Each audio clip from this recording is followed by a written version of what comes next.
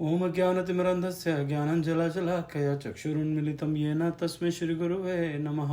श्रीचैतन्यमनोभीष्टं स्थापितं येन भूतले स्वयं रूपकदा मह्यं ददाति स्वपदान्तिकं। वन्देऽहं श्रीगुरो श्रीयुतपदकमलं श्रीगुरुन् वैष्णवंश्च श्रीरूपं साग्रजातं सहगणरघुनाथान्वितं तं सजीवं साधुवैतं सावधूतं परिजनसहितं कृष्णचैतन्यदेवं श्रीराधाकृष्णपदान् सहगणललिता श्रीविशाखान्वितांश्च। हे कृष्ण करुणा सिंधु दीनबंधु जगतपते गोपेश गोपिका कांत राधा कांता नमोस्तुते। तप्त कांच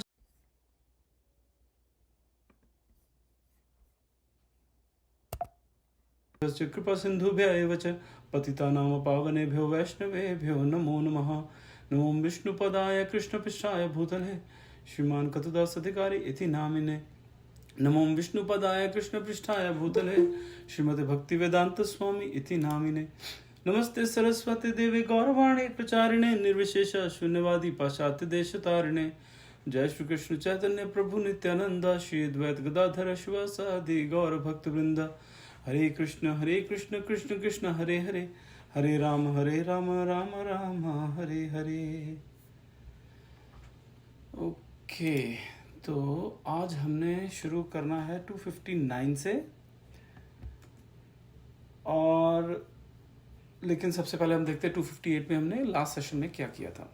तो 258 में कृष्ण भगवान अर्जुन को बोल रहे हैं, जिस प्रकार कछुआ अपने अंगों को संकुचित करके खोल के भीतर कर लेता है, उसी तरह जो मनुष्य अपनी इंद्रियों को इंद्रिय विषयों से खींच लेता है वह पूर्ण चेतना में दृढ़ता पूर्वक स्थिर हो जाता है।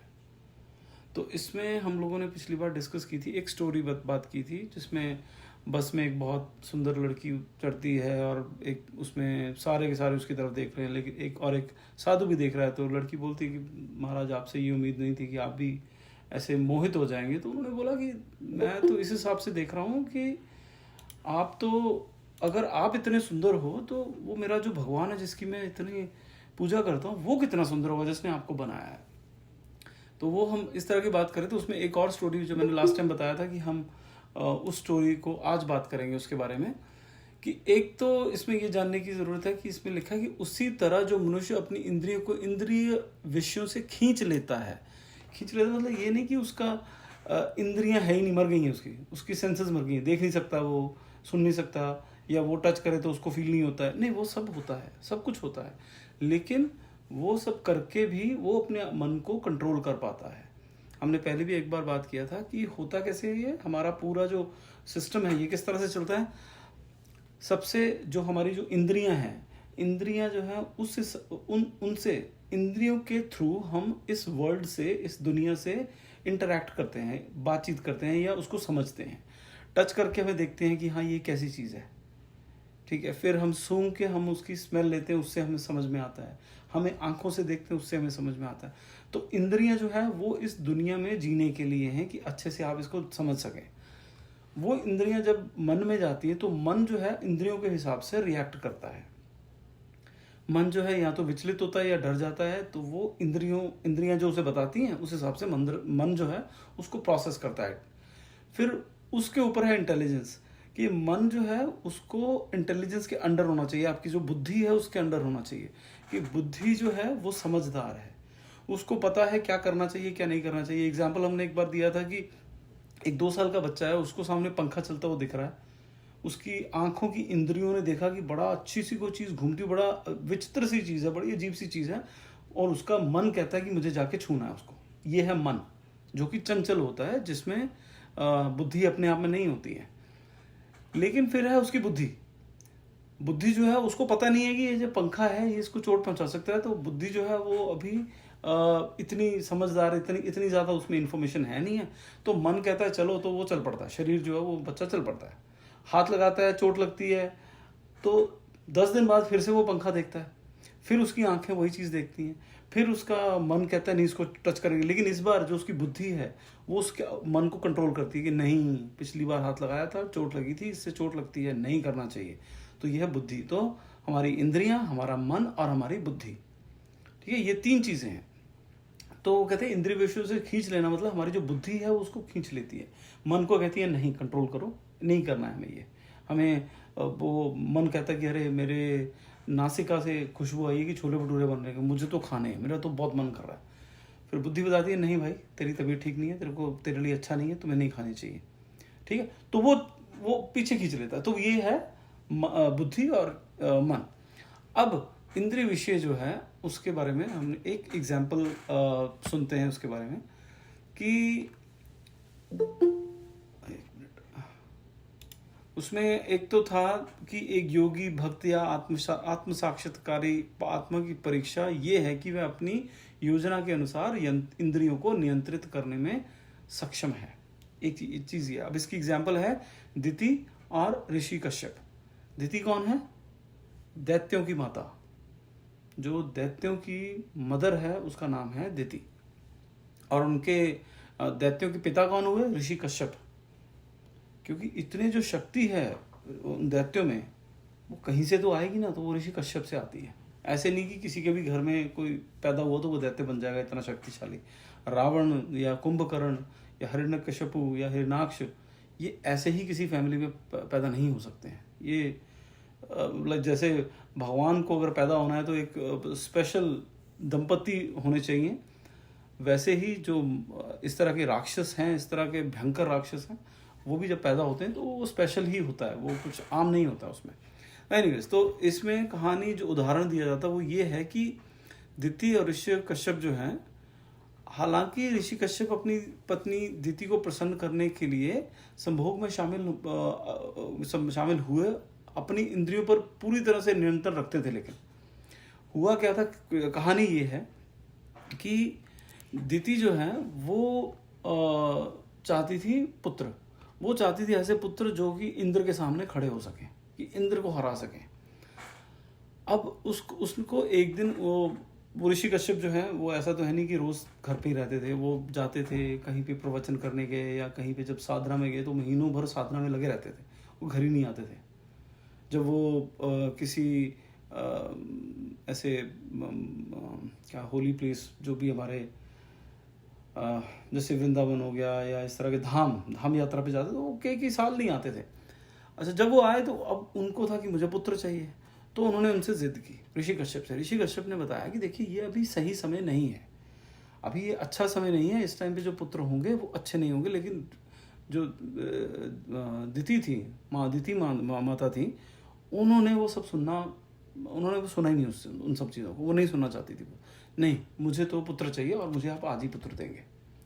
तो ऋषि जो थे वो मजबूर हो गए, तो वो इंद्रियां अपनी बिल्कुल समा के रखते थे, बिल्कुल कंट्रोल में रखते थे, लेकिन उन्होंने अपनी इंद्रियों को खोला। उन्होंने दिति माता के साथ संभोग किया और फिर उसके बाद उन्होंने अपनी इंद्रियों को फिर से संभाला और चले गए। लेकिन क्योंकि उन्होंने बोला था कि ये गलत समय है, इस समय पे आप पे पुत्र की स्थापना नहीं होनी चाहिए, लेकिन वो नहीं मानी। उससे क्या हुआ, जो पुत्र हुए तो बहुत बलवान, लेकिन तमस गुण के। तो हिरणाक्ष और हिरण्यकश्यपु का जन्म यहाँ पे हुआ था, इस तरह से हुआ था। क्योंकि वो जिस समय पे उन्होंने वो अपना वीर्य स्थापित किया, वो समय था भूतों का समय। तो इस वजह से मतलब वो सारी चीज़ें फिर अपने आप अलाइन हो जाती हैं जब इस तरह का कुछ होना होता है। ठीक है जी। तो ये एक एग्जाम्पल था, ये था 258। Now let's move on to 259। विषया विनिवर्तन्ते निराहारस्य देहिनः रसवर्जं रसोप्यस्य परम दृष्टवा निवर्तते। देहधारी जीव इंद्रिय भोग से भले ही निवृत्त हो जाए, पर इसमें इंद्रिय भोगों की इच्छा बनी रहती है। लेकिन उत्तम रस के अनुभव होने से ऐसे कार्यों को बंद करने पर वह भक्ति में स्थिर हो जाता है। तो ये बड़ा इंपॉर्टेंट, बड़ा इंटरेस्टिंग वर्स है, जहाँ यहाँ पे भगवान बोल रहे हैं कि जो देहधारी है ना, हम देहधारी जो है, हम लोग चाहे टेम्परेरीली अपनी इंद्रियों से हम पीछे हट जाएं कि हाँ जी हमने रोक दिया वो जी, हमें स्मेल अच्छी आती भी है ना, तो हमें फ़र्क नहीं पड़ता है, हम थोड़ी देर के लिए कर सकते हैं, परमानेंट नहीं कर सकते। ये थोड़ी देर के लिए हो, सब परमानेंट नहीं कर सकते। वो इसलिए कह रहे हैं, भगवान कह रहे हैं कि देहधारी जीव इंद्रिय भोग से भले ही निवृत्त हो जाए, पर थोड़ी देर के लिए, थोड़ा कि हाँ भाई मैंने छोड़ दिया, पर उसमें इंद्रिय भोगों की इच्छा बनी रहती है, इच्छा अंदर बनी रहती है। वो बाहर से हम लोग उसको छोड़ देते हैं। अब उसका क्या एग्जाम्पल हम देखते हैं, लेकिन पहले देखते हैं कि प्रभुपाद जी क्या बोलते हैं। प्रभुपाद जी कहते हैं कि जब तक कोई व्यक्ति दिव्य रूप से स्थित नहीं हो जाता, इंद्रिय भोग से दूर रहना संभव नहीं है। नियमों और विनियमों द्वारा इंद्रिय भोग पर प्रतिबंध लगाने की प्रक्रिया कुछ ऐसी है जैसे किसी रोगी व्यक्ति को कुछ प्रकार के खाद्य पदार्थों पर प्रतिबंध लगाना। ठीक है ना। कहते अब यहाँ पे समझाना क्या चाह रहे हैं कृष्ण भगवान और प्रभुपाद जी, यहाँ क्या समझाना चाह रहे हैं कि देखिए, हम जो योगा और इस तरह के आसन करते हैं, और कई जगह हमने सुना होगा, कई आपने ऑनलाइन भी ऐसे कई सुने होंगे कि नहीं, हमें ये नहीं करना चाहिए, हमें वो नहीं करना चाहिए, हमें ये नहीं खाना चाहिए, वो नहीं खाना चाहिए, हमें अपनी इंद्रियों पर कंट्रोल करना चाहिए, हमें गोस्वामी बनना चाहिए। गोस्वामी मतलब जिसका अपनी सारी इंद्रियों पर पूरा कंट्रोल हो। तो वो कंट्रोल करने के तरीके हैं। एक तरीका है कि हम कहते हैं कि नहीं, ये हमें नहीं करना चाहिए और ये करना चाहिए, ये नहीं करना, ये नहीं करना, ये नहीं करना, ऐसे ऐसे करना है। तो वो जो बातें हैं ना, तो जो नहीं करने वाली, वो ज़्यादातर आता है योग साधना में। तो यहाँ पे क्या कह रहे हैं कि उसको कंपेयर कर रहे हैं जैसे एक बीमार इंसान है। बीमार इंसान को बोलते हैं आप ना ये मत खाओ, ये मत खाओ, ये मत खाओ। वो रोक लेता है अपने आप को, हाँ ठीक है मैं बीमार हूँ, मुझे नहीं खाना चाहिए। लेकिन अंदर से मन जो है उसकी इच्छा बिल्कुल तीव्र होती है कि मुझे वही खाना है। मन वही कह रहा होता है कि यही सब खाना है, लेकिन बाहर से क्योंकि डॉक्टर ने बोला है और तबीयत खराब है, वो ठीक करना है, तो इसलिए हम करते रहते हैं। और अगर जो कोई लंबी बीमारी में हो तो वो बीच बीच में खा लेता, वो नहीं रोक पाता, वो कहता नहीं मेरा मन बहुत कर रहा है।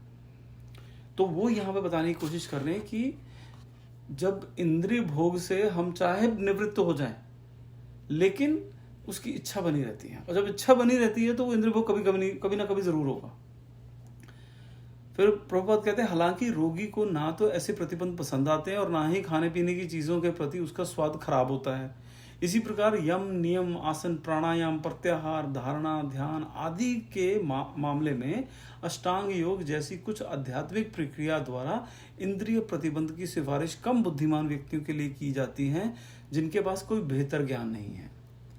तो ये जो रोकने वाली विधि है, एक तो देखिए, एक हमने देखा होगा, हम में से बहुत लोग ऐसे हैं जो बचपन में जिनको कई चीज़ें जो पहले बहुत पसंद थी, अब जो है हमने इस तरह से उसको बना लिया है कि अब हमें वो देखते उससे नफरत होती है, हमें बिल्कुल ही खाने का मन करता। ठीक है, ये हमें बनाना है। कहते एक ये ज्ञान है जिसमें हमने बना लिया कि इसको देखते ही हमें नफरत हो रही है, हमें मन नहीं कर रहा उसको खाने का।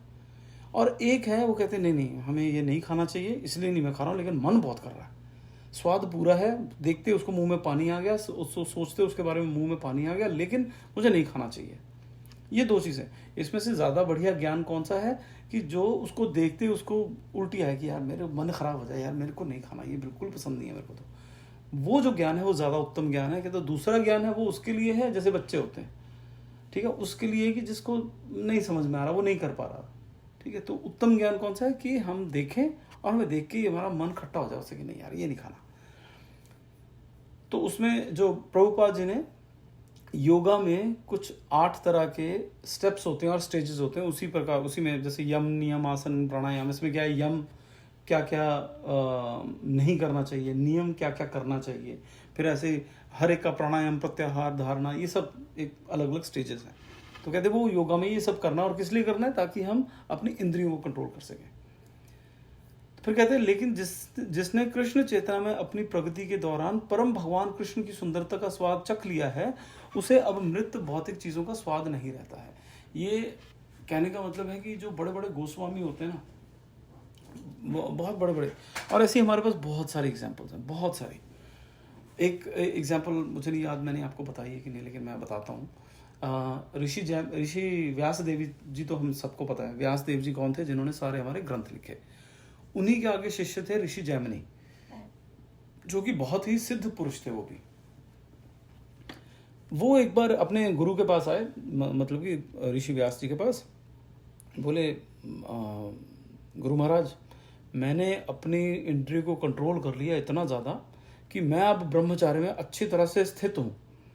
मैं ब्रह्मचारी हूँ और ऐसा सॉलिड ब्रह्मचारी बन गया हूँ कि मुझे कोई सुंदरता या सुंदर लड़की मुझे हिला नहीं सकती है। ठीक है, अगर आप देखें पुराने, अगर हमारे जो ये भी हैं, जितने भी पुराण हैं, और कई ऐसे ऋषि हैं जो कि ये सुंदर अप्सराओं के चक्कर में फंस गए और उसके चक्कर में गिर गए, मतलब उनका जो पतन हो गया एक तरह से। तो ऐसे ही जो ऋषि जैमिनी, उनको बोले यार मैंने मतलब पूरी अपनी कंट्रोल कर ली एक तरह से सेंसेस, अपनी इंद्रियां कंट्रोल में है। अब मैं कहते मैं पूर्ण ब्रह्मचारी बन गया हूँ, मेरे को कोई सुंदर अप्सरा या कोई हिला नहीं सकती।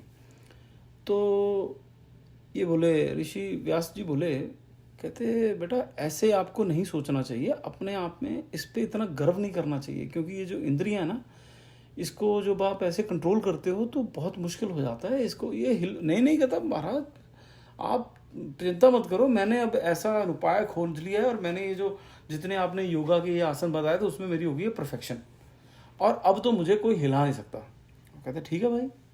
उन्होंने ज़्यादा नहीं, इतने बोला। उसने जब वो नहीं सुन रहा था तो वो कहते ठीक है कोई बात नहीं, अच्छा चलिए जी। हफ्ता 10 दिन हुए। कोई 10 दिन के बाद क्या हुआ कि एक दिन वो अपनी झोपड़ी में सो रहे थे और बहुत ज़्यादा उनको वो आ रही है, बहुत ज़्यादा नींद आ रही है, सोए हुए बुरी हालत, बहुत ही उस दिन थकान थी, और बाहर हो रही है ज़बरदस्त बारिश। तो अच्छी एकदम तड़तड़ बारिश चल रही है और अंदर सो रहा हो इंसान, मतलब बहुत बहुत आनंद आता है ऐसी नींद का।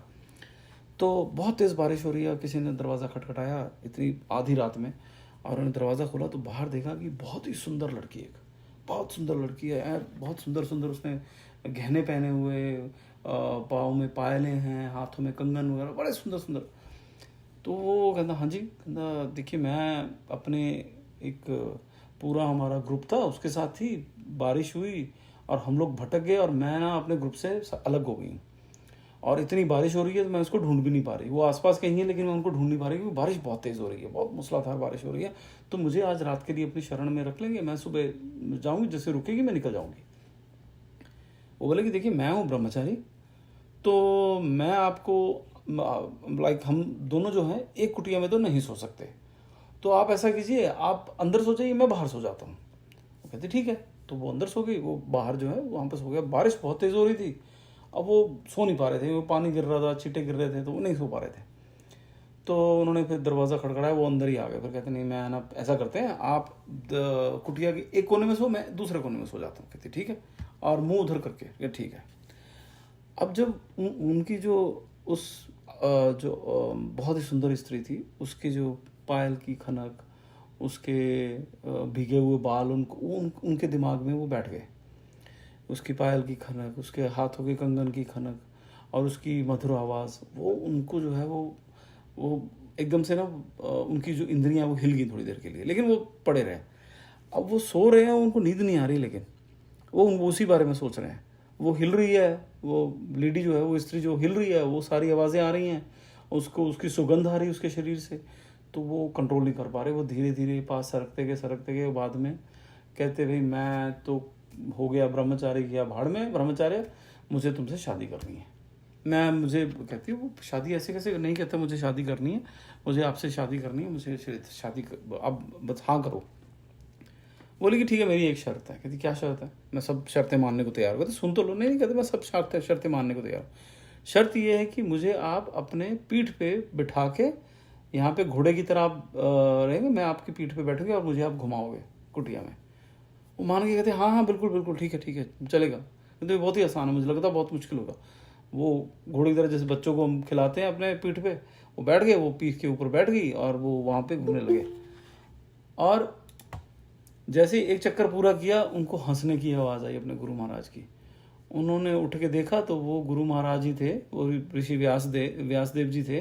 वो कोई लड़की नहीं थी, वो उसका रूप लेके आए थे और बोल रहे थे देखा तुम्हारी इंद्रियां जो जिस पे तुम बहुत घमंड कर रहे थे, उनका क्या हाल होता है। तो वो उनके पाँव में पड़ गया। कहते गुरु महाराज मैं समझ गया। कहते इन पे कभी घमंड मत करो कि तुम्हारी इंद्रियां तुम्हारे कंट्रोल में हो, क्योंकि वो किस टाइम पे तुम्हें जवाब दे जाए तुम्हें पता भी नहीं चलेगा। ठीक है, तो ये एक और भी आगे आएगा। तो ये था 259। अब आगे चलते हैं 260। यततो ह्यापि कौन्तेय पुरुषस्य विपश्रचितः इंद्रियाणि प्रमाथिनी हरन्ति प्रसभम मनः। हे अर्जुन, इंद्रियां इतनी प्रबल तथा वेगवान हैं कि वे उस विवेकी पुरुष के मन को भी बलपूर्वक हर लेती हैं जो उन्हें वश में करने का प्रयत्न करता है। ये बहुत ही मुश्किल है, कहते हैं बहुत ही मुश्किल है। जैसे जब ऋषि व्यास थे, उनके पुत्र थे शौनक, नॉट शौनक बट शुकदेव जी। ऋषि व्यास देव जी के पुत्र थे शुकदेव जी, जिन्होंने भागवतम बोली, उनको परीक्षित महाराज को भागवतम बोली थी।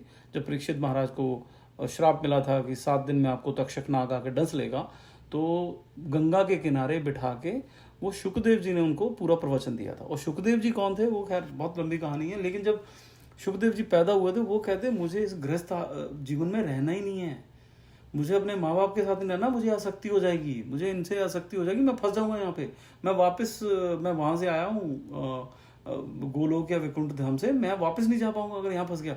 तो पैदा होते ही वो, अब तब की बातें हैं कि वो पहले तो गर्भ से नहीं निकल रहे थे, जब गर्भ से निकलते भाग गए, वो भागे और पीछे पीछे जो व्यास देव जी हैं वो उनको बोल रहे हैं अरे बेटा मत जा बेटा, उनकी बहुत आसक्ति थी। तो वो बाद में खैर बताया कि देखो ये आसक्ति जो यही हमारे पतन का कारण हो जाता है, कि जब ये आसक्ति कंट्रोल से बाहर हो जाती है। तो यहाँ पे भगवान उन्हीं के बारे में बात करें कि इंद्रियां इतनी प्रबल तथा वेगवान हैं कि वे उस विवेकी पुरुष के मन को बलपूर्वक हर लेती है, जो उन्हें वश में करने का प्रयत्न करता है कि हम जितना मर्जी कोशिश कर ले हमें वो उठा के पटक देंगी साइड पे। ठीक है, अब इसमें एक कथा आती है सौभरी मुनि की। सौभरी मुनि कौन थे? सौभरी मुनि जो थे वो तपस्या कर रहे थे, यमुना जो है, यमुना के तल पे, यमुना के जो बिल्कुल तल है उस नदी का, उसके तल मतलब बिल्कुल बॉटम में उसके, वहाँ पे पानी के अंदर, वहाँ बैठ के तपस्या करते थे। वो योगी थे, एकदम ज़बरदस्त योगी थे, वहाँ बैठ के तपस्या करते थे। और 10,000 साल तक उन्होंने तपस्या की। किस लिए? ताकि वो अपनी पूरी सारी इंद्रियों को कंट्रोल करके भगवान को पा सकें। 10,000 साल में एक दो चीज़ें हुई। एक तो ये हुआ कि उन्होंने गरुड़ देव को श्राप दिया, जो कि भगवान के भक्त हैं। श्राप ये दिया था कि वो आए थे कालिया को मारने, कालिया नाग को मारने। और कालिया नाग का मुझे नहीं पता, आपको अगर स्टोरी पता है, कालिया नाग जो थे वो एक सर्पलोक में वहाँ पे रहते थे। वहाँ पे झगड़ा हुआ इनके साथ, गरुड़ देव के साथ। वहाँ से बहुत पिटाई खाई उनसे, तो वो भागे, वहाँ से भागे तो वो यमुना देवी में आ गए। यमुना देवी में आए तो गरुड़ देव ने वहाँ पे भी ढूंढ लिया, वहाँ पे उनको मारने लगे। तो जो सौभरी मुनि जो वहाँ पे यमुना के तल में बैठे हुए थे, उनको ये अच्छा नहीं लगा। उन्होंने उसको श्राप दे दिया गरुड़ देव को कि भाई तुम अगर यहाँ पे आओगे तो तुम मर जाओगे, अगर तुमने यहाँ पे किसी को भी मारा इस नदी में तो तुम मर जाओगे। अब जबकि वो इतने बड़े भक्त थे कि वो उस श्राप को हटा सकते थे, लेकिन उन्होंने नहीं हटाया, वो चले गए। उसकी वजह से सौभरी ऋषि को लगा पाप, कि जो ठीक चीज़ थी अब उन्होंने अन्याय किया, अन्याय का लगा पाप। अब उसकी वजह से क्या हुआ कि 10,000 साल तक वो तप करते रहे। एक दिन वो उठे, उनके सामने एक मछली जो दंपति थे वो आपस में खेल रहे थे इधर उधर। ठीक है, एक दूसरे के साथ वो बहुत खेल रहे थे, बहुत इधर उधर भाग दौड़ कर रहे थे। तो उनको वो देख के उनका मन जो है विचलित हो गया। उनको लगा कि नहीं, मुझे भी शादी करनी है, मुझे गृहस्थ जीवन में नहीं रहना है, ये सब नहीं करना है। उनका बस मन कर गया और बाहर निकले। उन्होंने खूब शादियाँ की। फिर वो तभी उन्होंने अपना जो समाधि थी वो तोड़ी, नदी से बाहर निकले और फिर शादियाँ की उन्होंने। बाद में उनको खैर ये रियलाइज़ हुआ कि कैसे वो अब 10,000 साल तक की तपस्या जिसमें वो अपनी इंद्रियों को कंट्रोल करके बैठे थे, उसको भी एक दो मछलियों ने हिला के रख दिया। ठीक है, श्राप मिला उनको, उन पे पाप लगा था उनको, लेकिन उनका जो तप था या उनकी जो इंद्रियां थी वो उसको नेगेट नहीं कर सकी, उसको काट नहीं सकी। ये एक चीज़ हमें सीखनी है कि बलपूर्वक हमें जब कंट्रोल करते हैं तो बड़ा मुश्किल है, बलपूर्वक नहीं कंट्रोल कर सकते, उसको डिविएट करना पड़ता है। कैसे, वो भी आगे देखते हैं। 261 तानि सर्वाणि संयम्य युक्त आसीत मत्परः वशे हि यस्येन्द्रियाणि तस्य प्रज्ञा प्रतिष्ठिता। जो इंद्रियों को पूर्णतया वश में रखते हुए इंद्रिय संयमन करता है और अपनी चेतना को मुझ में स्थिर कर देता है, वह मनुष्य स्थिर बुद्धि कहलाता है। अब इसमें प्रभुपाद जी क्या कहते हैं कि महान ऋषि दुर्वासा, अब एक और एग्जाम्पल है कि महान ऋषि दुर्वासा मुनि ने महाराज अम्बरीश के साथ झगड़ा किया और दुर्वासा मुनि अनावश्यक रूप से अहंकार के कारण क्रोधित हो गए और इसलिए अपनी इंद्रियों पर नियंत्रण नहीं रख सके। दूसरी ओर राजा हालांकि ऋषि जितना शक्तिशाली योगी नहीं था, लेकिन भगवान का भक्त था। उसने चुपचाप ऋषि के सभी अन्याय को सहन किया और इस तरह विजय हुआ। अब मैं थोड़ा सा आपको एक बहुत ही छोटे से शॉर्ट में इनकी स्टोरी सुनाता हूँ, अगर आपको नहीं पता है कि ये क्या स्टोरी है। सो अम्बरीश महाराज जो थे वो थे विष्णु भक्त या कृष्ण भक्त आप कह सकते हैं। तो उनके बहुत बड़े भक्त थे और बहुत शक्तिशाली राजा थे, पूरी पृथ्वी के पे राज करते थे उस समय पे। लेकिन वो भक्त बहुत ही बड़े थे। अब उन्होंने रखा है एकादशी का व्रत। अब एकादशी का व्रत क्या होता है कि एक तो कुछ अनुष्ठान किया था उन्होंने, अनुष्ठान था जो कि शायद 15-20 दिन का कुछ ऐसा था, और वो खत्म होना था द्वादशी पे। तो एकादशी करके उसके बाद द्वादशी पे ये सब खत्म होना था, और द्वादशी पे उनको अपना व्रत खोलना था। और उन्होंने कुछ खाया पिया नहीं। तो एकादशी आपको पता हो निर्जला होती है, और इस तरह की भी एकादशी होती है जिसमें 36 घंटे या 48 घंटे के लिए आपने कुछ ना तो पानी पीना है ना कुछ खाना है। तो वो उससे भी लंबे समय से खाना पीना छोड़ चुके थे। अब जिस दिन एक द्वादशी थी, और एक और चीज़ होती है कि एकादशी का जब व्रत खोलना होता है अगले दिन, उसके लिए एक समय होता है, एक टाइम होता है कि इस टाइम के पे से इस टाइम तक के बीच में व्रत खोलना होता है। और कई बार वो समय सिर्फ 5-10 मिनट का होता है, ज़्यादातर तो 4-4, 5-5 घंटे का होता है, लेकिन कई बार वो 5-10 मिनट का भी समय होता है। ठीक है। तो अच्छा, उस समय पे क्या हुआ कि जब इनका सारे ऋषि वगैरह जो, क्योंकि अनुष्ठान चल रहा था, सारे ऋषि मुनि थे वहाँ पे, द्वादशी में व्रत खोलना था। उन्होंने जब व्रत खोलने का समय आया तो सारे जो ऋषि थे, पहले होता ये कि पहले ऋषियों को खिलाना है, उनको उनका व्रत खोलना, उसके बाद राजा अपना व्रत खोलेगा। वो सब ऋषियों का उन्होंने व्रत खुलवाया, और अभी अपना खोलने वाले थे कि वहीं पे आगे दुर्वासा मुनि। अब दुर्वासा मुनि कौन है? ये हैं शिव भक्त हैं। ये शिव भक्त हैं और शिव के बहुत बड़े योगी हैं शैव में। अच्छा, तो ये आगे वहाँ पे ये उनको देखे बहुत खुश हुए अम्बरीश महाराज। उन्होंने उनको दंडवत किया कि ऋषि आप इस टाइम पे आए, बहुत ही बढ़िया है, तो मैं ऐसे ऐसे अनुष्ठान किया, मैं ये व्रत खोलना तो आप भी कीजिए ताकि मैं कर सकूँ, क्योंकि आपको खिलाए बगैर मैं नहीं खोल सकता व्रत, क्योंकि वो अधर्म होगा। वो बोले कि बेटा तू ऐसा कर, 2 मिनट रुक, मैं ना बस सुबह की जो नहाना और वो सब करना होता है सुबह का, वो करके आता हूँ भी। कहते ठीक है। तो ऋषि कहते ठीक है, मैं वेट करता हूँ कि इतने में खुलना है महाराज, तो आप जल्दी कर लीजिएगा। ठीक है, हाँ मैं करता हूँ। दुर्वासा ऋषि चले गए नदी में। नदी में गए, वहाँ पे वो उन्होंने अपना जो भी स्नान किया और जो भी सुबह उसके बाद जो मंत्र वगैरह होते वो करने लगे। उसमें वो ध्यान में हो गए लीन। ध्यान में लीन हो गए, उनको समय का रहा नहीं हिसाब किताब कि मैं कहाँ पे हूँ, कितने समय पे हूँ, क्या हो रहा है, कुछ नहीं, कुछ याद नहीं रहा। वहाँ पे हो गया समय। अब इधर समय हो रहा था, व्रत का समय हो रहा था। वो कह रहे हैं कि वो उन्होंने अपने बाकी जो वहाँ पे ब्राह्मण बैठे थे उनसे पूछा कि भाई मैं क्या करूँ, बाकी ऋषि मुनि भी थे कि मैं क्या करूँ, क्योंकि अगर समय पे व्रत नहीं खोला तो मेरा पूरा अनुष्ठान भंग हो जाएगा, तो मैं क्या करूँ। तो सबने बोला कि देखिए आप ना, आपने क्योंकि बिना पानी वाला व्रत रखा है, तो आप पानी पी लीजिए। पानी जब पीते हैं तो वो व्रत तोड़ा हुआ भी माना जाता है और ना तोड़ा हुआ भी माना जाता है, कि व्रत कंप्लीट हुआ भी माना जाता है, नहीं भी माना जाता। और कहते ठीक है। तो उन्होंने जल पी लिया और उसके बाद खाना खाने के लिए वो दुर्वासा ऋषि का वेट करना शुरू कर दिया। अब दुर्वासा ऋषि काफ़ी समय बाद आए। वो आए, उन्होंने आते ही उन्होंने अपने ध्यान बल से देख लिया कि इसने पानी पी लिया है मुझे पिलाए बगैर। उनको चढ़ा गुस्सा कि तूने मेरे बगैर जल कैसे पी लिया, तू इतना बड़ा राजा और तुमने अधर्म किया। उन्होंने उसी टाइम पे एक बहुत बड़ी शक्ति प्रकट की कि बोलो खत्म कर दो इसको, जला दो। अब अम्बरीश महाराज जो थे वो थे भक्त, एकदम भगवान के भक्त। उनको इस सब चीज़ों से फर्क नहीं पड़ता कि किसी ने मेरे को मार दे, मैं मर जाऊंगा, या ये सब मेरी संपत्ति छूट जाएगी, उनको कोई फर्क नहीं पड़ता। उन्होंने हाथ जोड़े, वहीं पे खड़े हो गए, ठीक है आपको मार दो। लेकिन ऐसे जो भक्त होते हैं उनके साथ भगवान का सुदर्शन चक्र हमेशा होता है।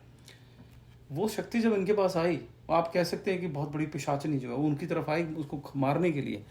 ये सुदर्शन चक्र सामने आया, उसने उसको खत्म कर दिया। वो जो शक्ति थी उसको मार दिया।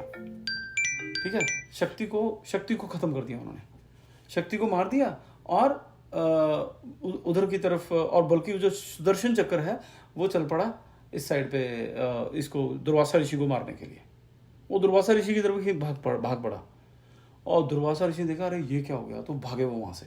और वो भागे, फिर वो वहाँ से शिव जी के पास गए, वो वहाँ से क्या कहते हैं अपना ब्रह्मा जी के पास गए, इंद्रदेव के पास गए, सब जगह गए कि मेरे को बचा लो। वो कहते कोई नहीं बचा सकता, आप विष्णु जी के पास। फिर विष्णुदेव जी के पास चले गए। वो इतने शक्तिशाली थे कि वो इन सब जगह जा सकते थे। वो वहाँ गए कि मेरे को बचाओ। तो वो कहते देख भाई, ये मैं तो हूँ अपने भक्तों के अंडर, तो मुझे ये मैं नहीं तुम्हें बचा सकता, तुम्हें कोई इससे बचा सकता है तो वो खुद अम्बरीश ही बचा सकता है, जाओ उसके पास। वो वापस अम्बरीश महाराज के पास आए और चक्र उनके पीछे पीछे भागा हुआ है। वो वापस अम्बरीश महाराज के पास आए, उनके वहाँ दंडवत हो गए, भाई मुझे माफ़ करो, मुझे नहीं पता था भक्तों की जो शक्ति है मुझे आज समझ में आई मुझे। तो अम्बरीश महाराज जो बड़े उनको एम्बेरस हुए हो कि यार ये इतने बड़े ऋषि मुनि है मेरे सामने। उन्होंने फटाफट उठाया, कहते प्लीज़ ऐसे मत कीजिए। तो उन्होंने जो सुदर्शन चक्र है उनको प्रार्थना की कि आप इनका पीछा छोड़ दीजिए, कि इनको माफ़ कर दीजिए। तो जो सुदर्शन चक्र है वो शांत हो गया। तो ये थी पूरी कहानी जो इसमें बताई गई है, ठीक है। तो ये उसमें पूरा प्रॉब्लम हुआ था ऋषि दुर्वासा और अम्बरीश महाराज के बीच में। बहुत बहुत ही महत्वपूर्ण कहानी है ये भागवतम में।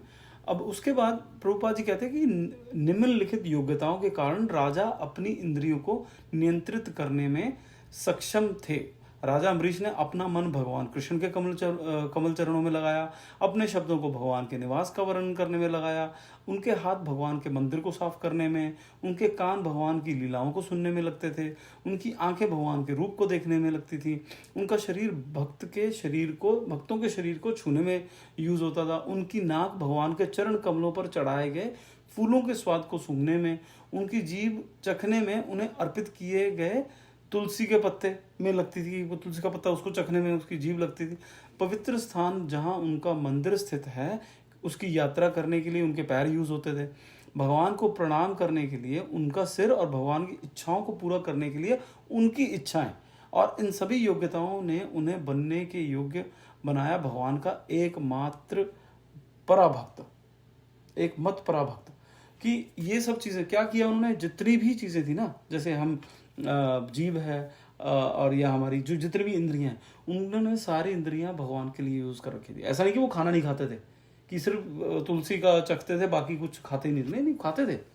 लेकिन सबसे ज़्यादा आनंद उनको आता था कि अपनी इंद्रियां को सबसे ज़्यादा अच्छा यूज़ वो करते थे, कि जब वो तुलसी पत्र चखते थे तब उनको मज़ा आता था। ऐसे एक कथा है हनुमान जी के बारे में, कि हनुमान जी को जी सीता माता जो है वो परोसने लगी, माँ खाते रहे, उनको पेट ना भरे, वो सारा खाना खत्म हो गया पूरी किचन में, लेकिन पेट ना भरे उनका। वो फाइनल कहते यार इनका पेट कैसे भरे, इसका तो मेरे पास सारा खाना खत्म हो गया लेकिन ये पेट नहीं भर रहा इसका। वो कहते तुम उनको बस तुलसी पत्र दो, उससे पेट भरेगा। कि वो जब तुलसी पत्र दिया तो उससे उनको सेटिस्फेक्शन होती थी, जो उनकी इंद्रिय तृप्ति होती थी वो सिर्फ तुलसी पत्र से होती थी। वही अम्बरीश महाराज जी का हाल था कि जितनी भी इंद्रियां उनकी थी उन्होंने सब भगवान के नाम पे लगा रखी थी, ठीक है। बाकी भी करते थे लेकिन सबसे ज़्यादा उनको अच्छा लगता था जब वो भगवान के नाम पे लगती थी। जब इस तरह का कोई भक्त करे तो वो हो जाता है पराभक्त, परम भक्त।